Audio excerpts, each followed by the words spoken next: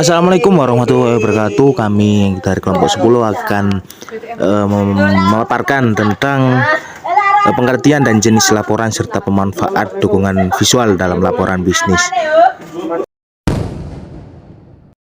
Pengertian laporan secara sederhana. Laporan adalah bentuk penyampaian informasi baik secara lisan maupun tulisan. Informasi yang disampaikan melalui laporan bisa bermacam-macam, tergantung kebutuhan mulai dari berita, keterangan, pemberitahuan, ataupun pertanggungjawaban. Laporan bisnis. Laporan bisnis adalah suatu laporan yang memiliki sifat netral, tidak memihak, memiliki tujuan yang jelas, dan berisi rencana penyajian fakta kepada seseorang atau lebih untuk tujuan bisnis tertentu. 2. Jenis-jenis laporan. Berdasarkan fungsinya dibagi menjadi 2. Yang pertama, laporan informasi berfungsi untuk memberikan informasi dengan menyajikan fakta-fakta dan rangkuman tanpa melakukan analisis, menarik kesimpulan, atau memberi rekomendasi. Yang kedua, laporan analitikal menyajikan fakta-fakta, menganalisis dan menafsir, kemudian mengambil kesimpulan dan memberi rekomendasi, usulan, proposal, atau laporan justifikasi. Berdasarkan subjeknya, suatu laporan dapat dibedakan berdasarkan departemen tempat laporan tersebut diperoleh. Sebagai contoh, adanya laporan akuntansi, laporan periklanan, laporan pengumpulan kredit, laporan perbelanjaan. Berdasarkan formalitasnya, laporan dibedakan menjadi 2, laporan formal, long reports.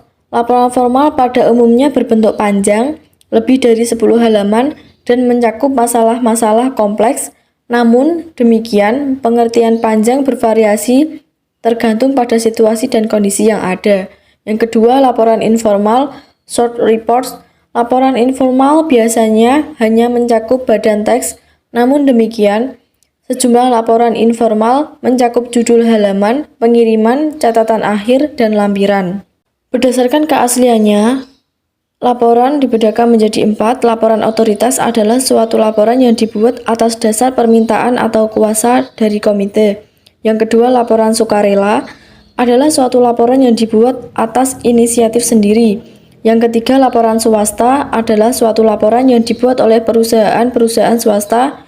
Yang keempat, laporan publik adalah suatu laporan yang dibuat oleh lembaga-lembaga pemerintah, termasuk sekolah-sekolah, rumah sakit, atau lembaga-lembaga yang lain yang dibiayai oleh negara. Berdasarkan pelaksanaan pertemuan, dibedakan menjadi 4. Yang pertama, agenda adalah suatu dokumen yang ditulis sebelum pertemuan berlangsung, mencakup jadwal pelaksanaan dan topik yang akan dibahas dalam pertemuan.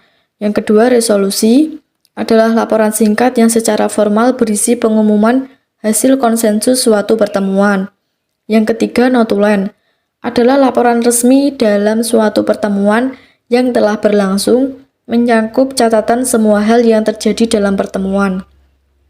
Yang keempat, laporan pertemuan adalah suatu laporan resmi yang cakupan bahasanya luas dan berisi hasil-hasil pertemuan. Berdasarkan kegiatan proyek, laporan dibedakan menjadi 3. Laporan pendahuluan, yaitu mencakup persiapan suatu proyek, hasil yang diharapkan, dan cara melakukan pelatihan pegawai. Yang kedua, laporan perkembangan, laporan mengenai perkembangan pelaksanaan proyek secara berkala. Dan yang ketiga, laporan akhir, laporan mengenai akhir dari suatu pelaksanaan suatu proyek. Berdasarkan jenisnya, laporan dibedakan menjadi 4. Yang pertama, laporan memorandum, laporan yang menggunakan format memo, yaitu mencantumkan kepada dari subjek dan tanggal. Yang kedua, laporan surat. Laporan surat adalah laporan yang menggunakan format surat dengan kepala surat yang di dalam berisi alamat, salam pembuka, penutup, tanda tangan, dan referensi. Yang ketiga, laporan dalam bentuk cetakan. Laporan dalam bentuk cetakan memiliki judul yang sudah tercetak, instruksi, dan baris-baris kosong. Yang keempat, laporan formal. Laporan formal biasanya lebih panjang daripada laporan informal. Laporan formal sering juga disebut dengan laporan panjang. Berdasarkan frekuensinya, laporan dibedakan menjadi 2. Yang pertama, laporan berkala, dan yang kedua, laporan khusus. Laporan berkala dapat disusun secara harian, mingguan, bulanan, semesteran, ataupun tahunan. Sedangkan laporan khusus Ditulis ketika ada kebutuhan terhadap suatu informasi yang unik, seperti munculnya krisis dalam perusahaan. Materi yang ketiga yaitu pemanfaatan dukungan visual dalam laporan bisnis. Penulisan laporan dan proposal bisnis akan lebih mengena dan efektif apabila dikomunikasikan secara visual dengan memberikan tabel, grafik, bagan, diagram, atau gambar yang dibutuhkan.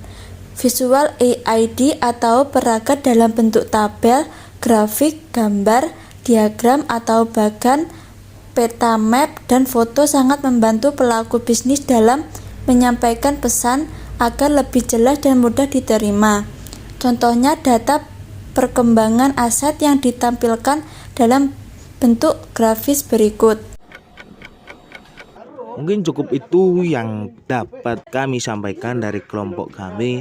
Kurang lebihnya kami mohon maaf atas kesalahan yang ada pada kelompok kami atau penyampaian tutur kata yang kurang berkenan di hati kalian semuanya.